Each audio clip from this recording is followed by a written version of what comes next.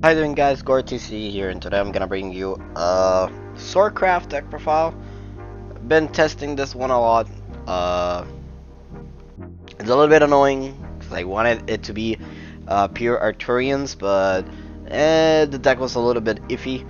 Playtesting it is a little bit weird. This version is better.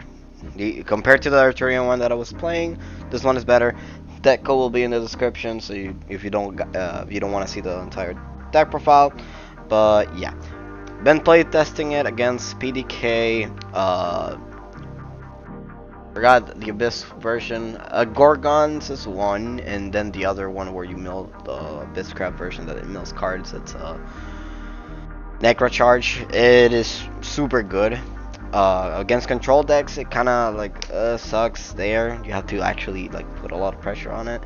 But in the long game, if you have everything, you might win. So yeah, this is more of a high roll deck for sure. You have to empty your hand and hope for the best. But as of now, I kind of have been enjoying this. I feel like I do need to play test it a little bit more.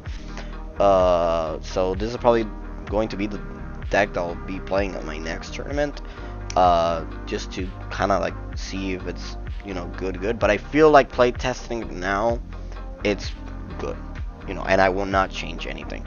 But anyways, without further ado, let's get started. This is Swordcraft Heroes. Heroes Arthurians. So yeah, starting off, we're playing 3 copies of Round Table's Assembly. For 1 play point, you could search an Arthurian follower, or you can give an Arthurian follower +1/+2. You could get Arthurian followers very big, especially this searches for a ward. Or you can search for Gwaine. Gwaine in the late game is pretty good, but I'll get into him once once we reach to him.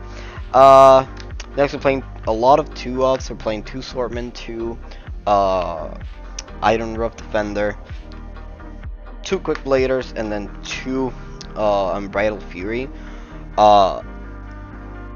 This has Storm. This goes well with the Luminous Knight early game. You see those 2. Yeah, you're probably, if you went first, you're probably already going to win. Your opponent doesn't get rid of the Quick Blader. Then we have this. I was planning on getting rid of it. I have never got any use for this. Usually Swordman just rested and I just crashed something else into it, but it's still kind of like being a little bit iffy about it. Iron Rough comes in clutch in the late game if you're kind of like in a tough spot, but he's a goblin for sure. But yeah, I really don't have much to explain on this cards.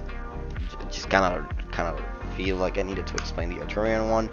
It's kind of like a little bit odd in a hero deck, but yeah. Alright, so next for cost 2, Armero. One cool thing, forgot to say, if you have Armero and Iron Rough Defender on the first hand, this is actually a pretty good combo. Or a pretty good start, not combo, because you already have a hero, and Armero is probably going to be very big. Obviously, you cannot evolve it in there, but like when you play it, because he takes 3 play points to evolve. But yeah, he is pretty good. I really like it. Or you could just go play Armero if your opponent gets rid of the Iron Rough. Next turn, you revive it, and you can attack with him and gets +1/+1, turning into a 4/4 if I'm not mistaken. So yeah. And then we're playing Tristan. Tristan, it's good. He's a ward. He's an Arthurian follower that can be searched with the Round Table. And on top of that, the Evolve version is actually pretty good. I really enjoy it. It comes in clutch a lot, where you could just cycle your Arthurian cards. So I really enjoy it, and I hope in the future we get more Arthurian cards. And to round up the cost 2, we're playing 2 copies of Luminous Knight. This card is super good. It's just very annoying. Just play it and just give +1 attack to anything. So yeah, and when he dies, gives +1 attack to anything else. Obviously, Quake Blader, you can make him super big, and it's going to be very annoying. He's a 3-1, so you don't mind if this dies either. So yeah, you could just mainly I just crash this into something, so get another card more bigger and bigger. Alright, for cost 3 cards, see if we can start speeding up the deck profile. We're playing 3 copies of Valiant Fencer, searching for any hero. You're mainly going to be searching Amaro for Valiant Fencer, and that's probably it, or search any card that you need, for example, Mark Knight. Those are the only 2 targets that I feel like you're going to be searching. Half of the times I don't even search either of those. I just search for a heroic entry just to fetch for another card. But yeah, he evolves for 1, but you have to have 2 or less cards in your hand, so keep that in mind. Because I have got a couple people in locals where they just want to play this and evolve it instantly, and yeah, so keep that in mind. When you play him, he's just basically like a gem staff commander for heroes. Next we're playing Mock Knight, or Cosmo Man as I like to call him. He gets Storm on play, super good. You don't have to play Novice Trooper. You can play Novice Trooper if you want, but this guy has more utility for sure. His fact, if he gets played anywhere other than your hand, he gets Storm, so it's pretty good. So if you hit it with Heroic Entry, this guy's going to be super big, because Heroic Entry will give it +1/+1. On evolved, you basically turn this guy into a 5/5 that deals damage if you have 2 heroics in your graveyard or something like that, to remember. But I really like, usually I just go with Valiant Fencer, search for heroic entry, and then try to hit any heroes for sure. Usually I try to gamble for this, or I can just go ahead and hit see if I can hit any gem staff, because well, this just puts any cost 3 or less play points from on them to your field. But if it is a heroic, it gives it +1/+1. So yeah, that's it for the heroes for now, and then let me move them out of the way. For the non-heroes, playing 3 copies of Gen Staff.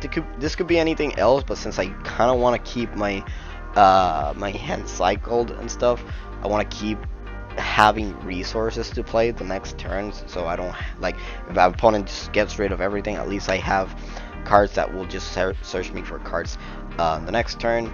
Especially if you're playing against like Abyss Control, they play an Alice, it's going to be very annoying.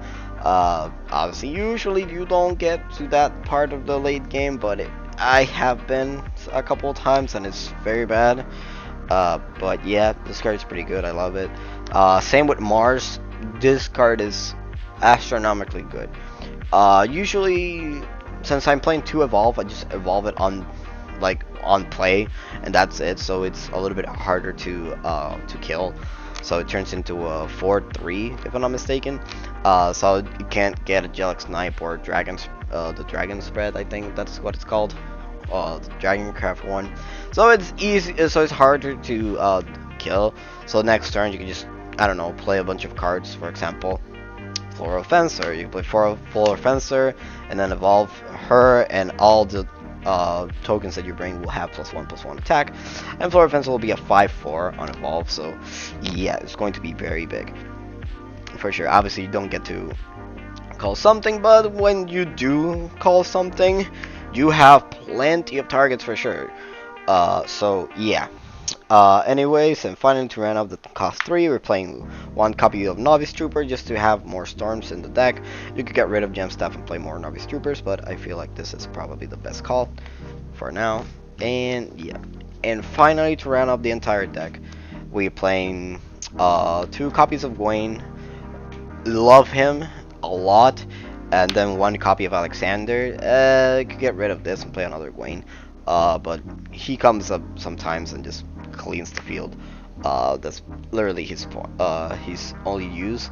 And Gwaine, on the other hand, is super good because on play you reveal 2 commanders or Arthurian cards, and basically you recover 2 play points, so you can keep playing more cards. And then the other effect is that when you're going to play your first commander, it costs one less. So you can just go ahead and reveal any commander and then just go ahead and play it. Usually half of the time, because Gemstaff, Mars, and like what was the other one? And Valiant Fencer are kind of like your commanders that you could play for 2 costs once you play Gwaine, so it's pretty good. You also play Luminous Knight, that is a commander, and and on top of that you have obviously Arthurian cards like Round Tables Assembly, that if you play him, just give it +1/+2. He's going to be very big, very annoying to kill, and on top of that he has rush. So yeah. So that's it for the main deck. For the evolved deck, 1 Valiant Fencer. He just evolves another follower and turns into a 5/5. I really don't see reason to play more copies of him. I only evolve him if I am going to seal the game right there and there, and that's it. So playing more copies of him, I don't think it's necessary. Now Mach Knight, I wish I had more space to play him, but yeah. Out of all, he deals 2 damage, and you have 2 heroics in your graveyard. Deals 4 damage instead. Armero is super good. On play, he just revives a heroic follower from your cemetery for 0 play points. So yeah, that's super good. Then we're playing 2 Mars. I already explained. I like to evolve 1 on when I play her, even though I don't get the effect to call something from the deck. But it's just to make her a little bit hard to get rid of. Now the other thing is that, well, Gwaine is an officer, so you know, if you have Mars on the field and then you play Gwaine is going to be 6/5, and on top of that you can evolve like it has come to me a couple times, that play where I just evolve the Mars, pay 5 play points, and then just play Gwaine from the deck. So super good. Gwaine is a little bit annoying for sure. That's one thing I can say.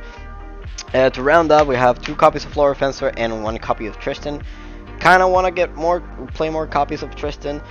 Was thinking of getting rid of the Flora Fencers for sure. But Tristan, what it does on evolve, just adds you 1 Arthurian card from your cemetery to your graveyard, from your cemetery to your hand, and yeah, that's it. So you can kind of like cycle the same 1 cost card, but you can only do that 1 time because I play 1. So yeah. Anyways, that's it for the deck profile. Hope you guys like it. Peace.